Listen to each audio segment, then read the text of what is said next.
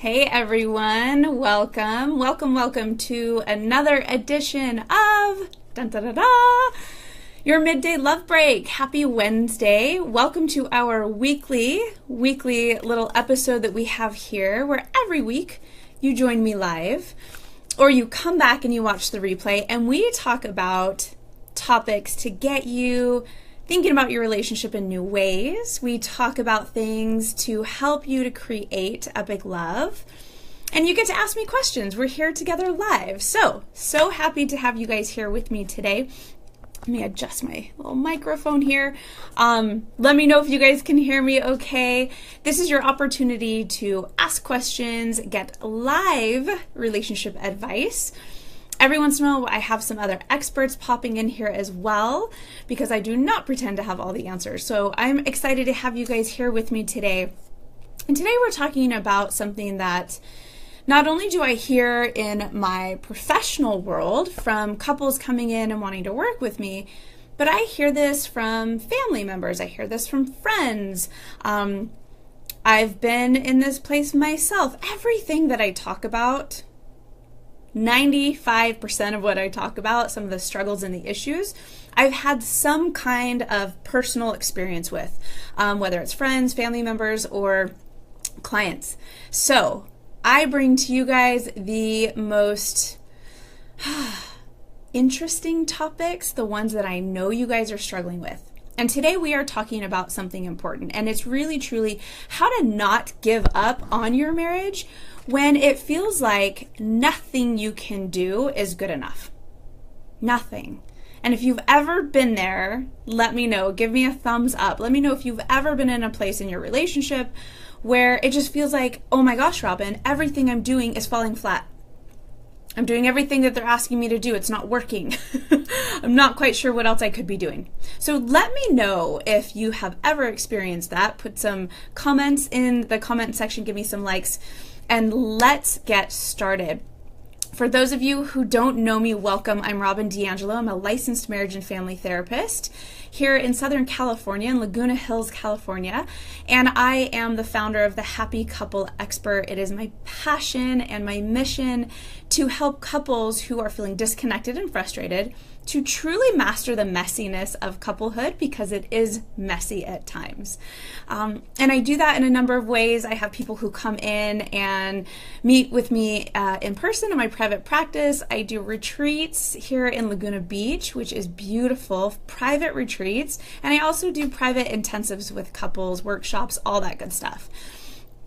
Also, these midday love breaks, I bring these to you guys every week, and I invite you to join me and invite your friends and anyone you think that this would be helpful.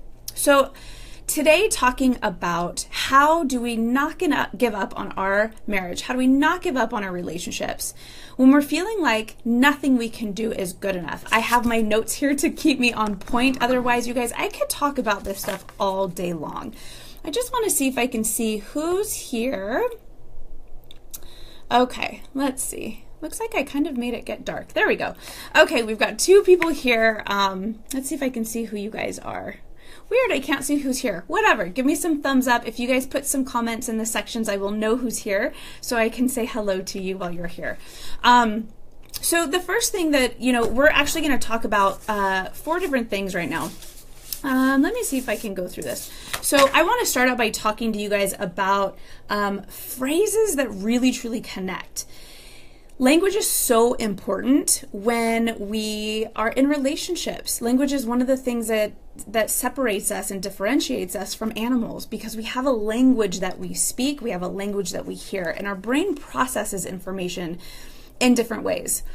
For those of you who don't know, I am a love geek, yes, but I am such a brain geek. So I love talking about the neuroscience of things, why things work and why things don't. I think it gives you guys a pretty good understanding and a framework when you go to put this stuff into play. So, I was thinking about this, and all of us process information in different ways. Male and female brains are very different, but just the human brain in general. And I think it's important for you guys to understand that when someone is talking to you, you typically can only take in 4 things at a time. And that's why I'm giving you guys we're talking on 4 different points today. So you're going to go back, you're probably going to watch this again, you're going to take notes. Hopefully you're taking notes now, get something to write with if you need to. I'm giving you guys lots of information and I'm trying to keep it in 30 minutes. We've got a lot to cover today. But I want you to ask your questions, so make sure to put them in the comments. But getting back to this idea of phrases that connect, and keeping in mind that when you're talking to your partner, they can only take in about 4 things, which means if you can keep the length of time that you're talking to your partner in like 30-second chunks, so it's maybe 2 to 3 sentences, and then you're asking for some feedback, it's a really great way to stay engaged. And we're talking about engagement, you guys. We're talking about language, because anytime you're trying to change something in any relationship, whether you're in sales and it's a business relationship, whether it's with your kids and you're just trying to connect and get them to listen to you, language is important. So we're starting out with that. I want you to think about keeping it to about 30 seconds each time you're making a point or asking a question. And in order to hear from your partner and get feedback, you have to ask questions. You have to bring them in to the conversation. Oftentimes we get so frustrated, and give me some thumbs up if you're resonating with this, but oftentimes we get so frustrated that we just start like bashing our partners. We just start complaining. We just start spitting out these statements. Our partners are left going, okay, what do I do with this? Now that I'm feeling beat down, now that maybe I'm feeling guilty, now that I'm feeling even more frustrated and defensive. So I want you guys to remember that there are certain ways to start conversations and certain phrases that will really help you to connect. And if anything, it just helps create a moving dialogue. I do this because I want you guys to be in flow in your conversation. So anytime you start conversations with things like the who, what, when, where, and why, these are great indicators to our brain that whoever's being asked these questions, it's like, oh, they want us to give something. They want us to interact. They want us to participate. So it's like the question what is like, so what do you think about that? Or, when? When do you feel most connected to me? Right? So you're starting these conversations with your partner. Or how can I better show up so that you want to interact with me? Oftentimes when we're in relationships and we feel like nothing we do is working, it's probably because we've asked everyone around us, oh my gosh, how do I do this better? What can I do different? Except our partners. Except our partners. You can ask things like who? Like, oh, who'd you have lunch with today? Again, you're just getting your partner's brain used to you actually being interested in asking for information. Usually it elicits a response as well as a question right back. Oh, what about you? Right? If you guys, I'm going to put a link in here. I saw on Forbes, there was like this top 15 list of phrases that it said builds bridges. And I loved this because this can work not only in business, but it can also work in your relationships. And some of them are phrases that I share with my couples all the time because I know the neuroscience behind this. I know what our brains love to hear. So men, for you guys listening, the female brain loves to hear these 2 phrases the most. Tell me more, right? Tell me more. Or I should say, and help me understand. What you're doing is you're asking them to give you more. Our brains will give you so much, but at least what it does is it gives a sense of, oh, they care. Oh, I'm important. Oh, what I have to say matters to them. Okay? So I want you to remember those 2 phrases, gentlemen. And ladies and anyone else really, here are a couple phrases, and I'll put the link to this really great article from Forbes that I found. But here are just a couple I want you to think of. Thank you. Pretty simple. Here's a really important one. It was pretty fascinating when I was reading this because it gave you the different phrases, but also talked about why. And I really resonated with this one. And it was, I trust your judgment. Because that says so many things. It says, I trust you. I give you permission to move forward. and I can't wait to see what's next. And knowing in a relationship that you are trusted can start to shift that feeling of, I'm not good enough. Nothing I do is good enough. Okay? So those are just a couple of the phrases. I hope you guys were taking notes. If not, go back and watch this from the beginning, and I'm going to put a link to that, the article from Forbes. I think you guys will really love it. Hey, Ken, I see that you're here with us today. Something I wanted to try out, Ken, if you are open to it. I heard if maybe you put a comment in the comment section and then I can click on it and read it and then invite you to come live. I don't know. We'll try it if you have time. If not, no worries. So let's see, you guys. The next thing I wanted to talk about, I'm just checking my notes to make sure that I keep us on point and we are not going off topic, because I can definitely do that, is talking about, you know, what it takes to really feel fulfilled in love. And I want to start by saying, in order to feel fulfillment in love and in relationships, you've got to feel fulfillment in your life in general. And that comes from within. So often we think, once I get that car, I'm going to be happy. Once I get the house, once I get the guy, once I get the perfect relationship, then I'll be happy. It doesn't work that way. It really truly is cultivating a sense of fulfillment within yourself first. And then you start to notice that all of these things either start coming to you or you start having more opportunities for them. Because here's a little trick, guys. When we feel fulfilled or satisfied or just happy, our brains are looking for more things that make us happy, which means we are more aware of the things that bring us joy, bring us fulfillment. And so if you're not sure what even brings you fulfillment, what fulfillment feels like, I guess I should say, I want you to try this exercise. So write this down. If you're taking notes, if you're here with me live, I'm going to check my notes and make sure that I don't lose you guys. So if you're asking yourself, like, you know, how do I even know what true fulfillment feels like? You've got to gain some clarity around this. And here is an exercise for you. So I want you to think about the last time you were working on a project, or you were working on anything around your house, at work, or you were just doing something that two things were happening. You personally were feeling successful at, or you were excelling in, and I want you to hear me on this, and you were having fun. Think about the last time you did something like that. You were excelling at something. Oh, I got a frog in my throat. Let me get some coffee. So it was the last time you were excelling at something. You felt successful at it. It felt really good. And you were having fun. So I think about one time I was co-hosting a workshop with a colleague of mine, Lisa Rose, and we were doing a desire map workshop. If you guys have ever heard of this, it's really neat. And I was feeling successful because I was guiding people. I was guiding these 5 women that showed up. It was amazing. It was a small group, and I was asking them questions and getting them thinking about their desires and what brings them joy. And I was having a lot of fun.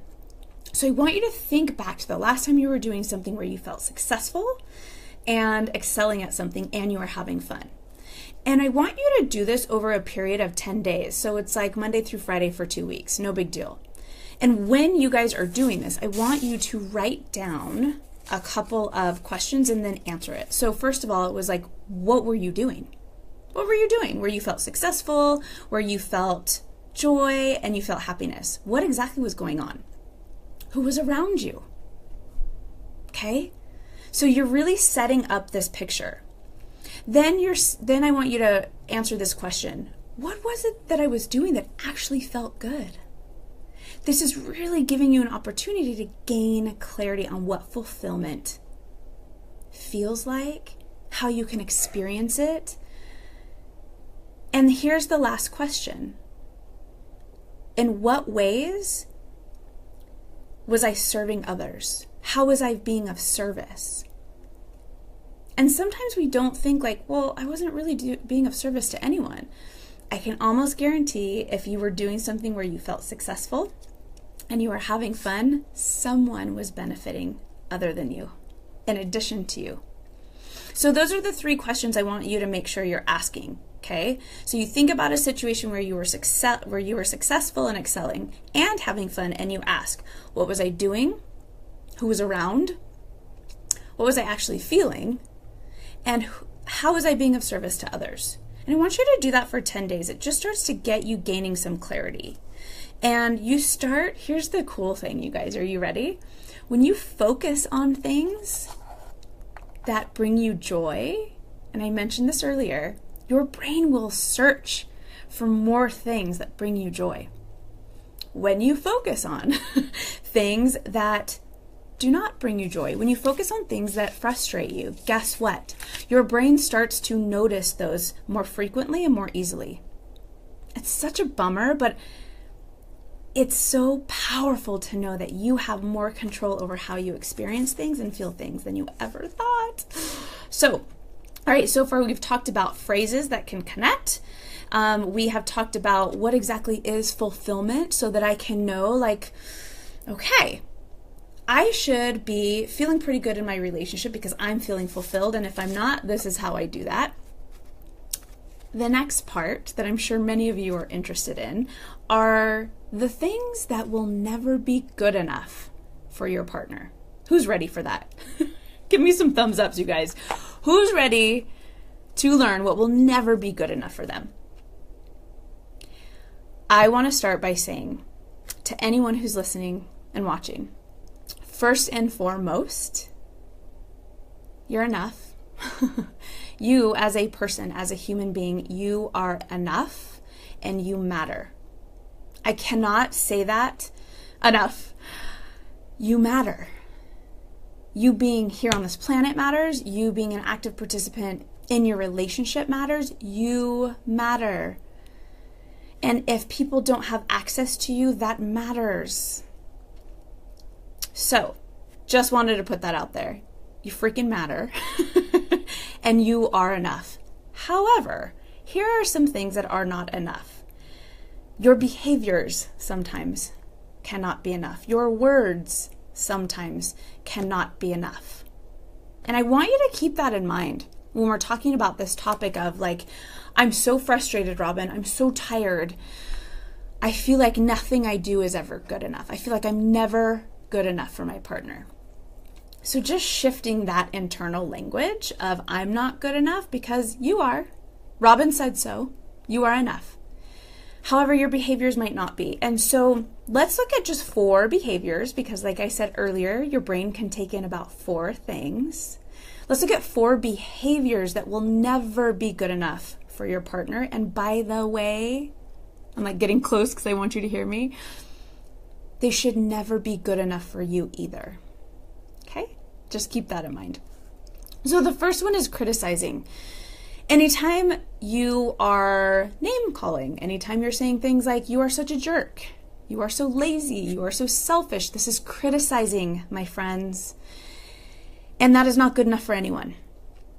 It breaks down a relationship. It breaks down a sense of self. It breaks down an idea of I'm loved and cared for. Guess what else is another example of criticizing? Using the words always and never. And Ken, I know you and I have talked about this before. I know you're here with me today. Using the words always and never. We get stuck in here sometimes, right? Where it's like, oh gosh, you never take the trash out when I ask you to, and I always have to take it out the next morning when I'm running late. These are criticisms, you guys. Not good enough for you or your partner. It's going to make you feel distanced, not cared for. The second thing that is not good enough and will never be good enough for your partner or you is something I call boundary busting. So all of us have boundaries. All of us have things that we will or will not tolerate for whatever reason. And when those get violated, when those boundaries get pushed or they get poked or they just get like launched right over those boundaries, that is not okay. And it's not a sign of a healthy and respectful relationship. And so boundaries, again, it's It's what you decide what you will or won't tolerate from someone. Okay, so one of the boundaries in many marriages and many relationships is there's no physical affair, there's no physical connection with people of the opposite sex outside of our relationship. Like, that's a boundary we have, that we are a monogamous, exclusive couple. That's a boundary. When that gets pushed, when it gets completely destroyed, that's something that will never be good enough. Should never be acceptable in a relationship, if that is a boundary that you have established within your relationship. So, open relationships, if two consenting adults have said, let's do this, I mean, that's totally up to you guys. I'm talking about the couples who have said, this is not okay in our relationship. Boundary busting. Some of us, I'm speaking from personal experience, are highly sensitive. So if you know what a highly sensitive person is, I'll use myself as an example. Like, really loud noises are pretty painful for me. So in the newer restaurants where they have like the hand dryers that sound like a jet engine going off just to dry your hands, like, it's painful for me to be in there. Highly sensitive. So one of the boundaries that's in my relationship, it's something that I have set up with my husband, is like, hey, if we're watching TV or whatever, and I get really short with you, and I need the volume at a certain level. If it starts blasting and I get short or I seem like irritated with you, please know it's because I'm in pain. But we set up a boundary ahead of time. So boundary busting would be an example of, I'm watching TV and my husband comes in and cranks up the volume. Like, clearly we've set that boundary. You're totally boundary busting right now. Not okay. Moving on to number 3, and we kind of touched on this a little bit. A third thing that will never be good enough for your partner are betrayals. And when I say betrayals, most people go immediately to the idea of infidelity. But guess what? We, in loving, committed relationships, are committing betrayals all the time. Hear me out. Betrayals are any time you had an expectation, whether it was discussed or not, or an understanding, and it gets broken, or you feel disappointed, you feel let down. Those are mini betrayals, right? It's, maybe your wife always picks up the kids on Tuesday, and she texted you last minute and said, like, hey, my best friend had an emergency. I need to go be with her. I need you to cancel your meetings and go pick up the kids. In that moment, sometimes we feel like, oh, seriously? This is your Tuesday thing? I have my Tuesday meeting. I'm feeling betrayed right now. I have this set up every Tuesday and you're asking me to do this. Like, these are the mini betrayals that happen. And as long as you guys are having conversations about these and what they mean, then it is acceptable. But when these betrayals are happening over and over and over again, and you're feeling completely disrespected, or when your partner's feeling disrespected, that's not okay. It's not okay. And when we talk about this idea of how do I not give up on my marriage? How do I not say I'm over it? Going back to the phrases. Going back to having conversations about things, about the meaning behind them, about how important they are, about what you need. The number 4 thing, the fourth and last thing that will never be good enough for your partner and never be good enough for you are controlling behaviors. Are when you do your best to maintain such tight control over your partner, or even just over life, over your situation, your home life, kids, vacations, everything, when there's so much control that it feels like there's no room for them. That's never going to be enough. They are never going to feel like what they have to say and think matters. They are going to feel like their feelings are invalid and don't matter. And this is never, ever good enough in a relationship. These are the 4 things that will never be good enough in a relationship for your partner, and they shouldn't be good enough for you either. So I'm just curious, for those of you that are here with me today, any comments, any questions? Hey, Shelby, I see that you're here. I'm just now seeing all of your guys' comments. They're just coming in. All right, Ken, I'm going to see if you're still here. I'm going to see if I can have you join me as we kind of talk about, yeah, no, it's not letting me. Okay. Nope, it's not letting me have you join me. So strange. Anyway, so the last topic I want to address on ways to not give up on your marriage when you feel like nothing you can do is good enough is this. I have so many people that come and will come in and just share all the things that are wrong in their relationship. And they'll say, you know, oh my gosh, Robyn, like, should I leave? I mean, seriously, should I just leave? I don't deserve this. This is ridiculous. I've put up with this for too long. Like, should I leave? I want all of you listening right now. Stop asking this question without doing some work first. Here's what I mean by that. So many times we are asking everyone around us, everyone, what we should do. We're talking about how pissed off we are. We're talking about how exhausted we are. We're talking about how we don't deserve this shit. We're talking about, oh my God, I can't get divorced again. We're talking about divorce wasn't supposed to be an option. Okay? But we're talking to everyone except our partners. Or we're talking to our partners in a way that really, truly just doesn't work. So, I'm going to time out and see if I can get someone on here and go live real quick. Yeah, no. Okay. Ken, it's not working. Thank you so much for trying. Here's what I want you to do when you start thinking about this stuff, you guys. Because I wanted to let you guys know, when is it time to give up? I want to know. Actually, I want you to ask yourself this question. These series of questions, right? And I kind of tricked you guys into thinking we're going to talk about when it's time to give up on your marriage. But it's more about when is it time to give up. And here's what I mean by that. Are you ready to give up doing the things that don't work and that haven't worked for a long time? Okay? Are you ready to give up the things that you have tolerated over the last few months, the last few years, maybe the last few decades? Are you ready to stop tolerating the things that don't work? Are you ready to give up asking everyone around you, maybe even including your therapist, should I leave? Because that's not the most important question. Are you ready to give that up and take some more control of your choices? And lastly, you guys, I want you to ask yourself, are you ready to give up trying to fix things on your own?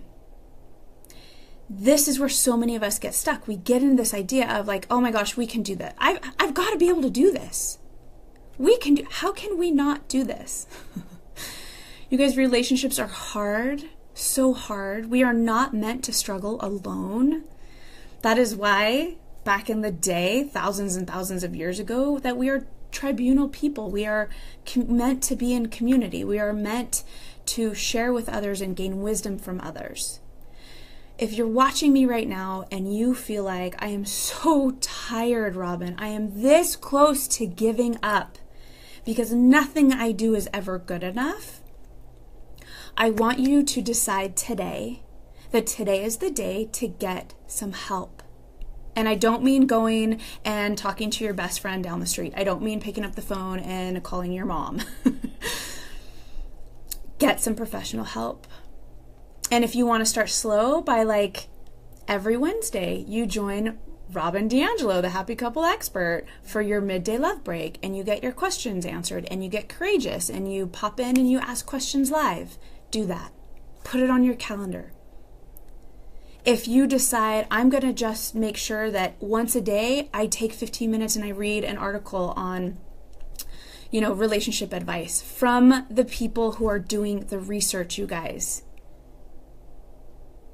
Cosmo might have some great tips on how to have the world's best orgasm, but I'm not sure that they're getting relationship advice from the experts. I could be wrong. Look to people like the Gottman Institute. Look for people like Sue Johnson. Look at things like imago therapy. Look for people like Esther Perel, Terry Real. You guys, I'm name dropping. Wish I was friends with these guys. Check out, I have my blog. I have my YouTube channel, The Happy Couple Expert. I share information with you guys that is rooted in science and research, as well as experience. Give you guys some stories now and then. But today's the day. I want you to make a decision that you will no longer tolerate what doesn't work. You will no longer keep doing what doesn't work. And that you're making a decision to take action. And that's going to look different for all of you guys. And if you're not in the Southern California area where you can work with me, fly out here, let's work together. I have people from all over the United States coming to work with me. But if that's not possible, reach out. Let me help you find someone in your area, because life is not meant to go through it not feeling fulfilled, not knowing how to talk to your partner, not having a partner to talk to and get vulnerable with, and feeling like nothing you do is enough.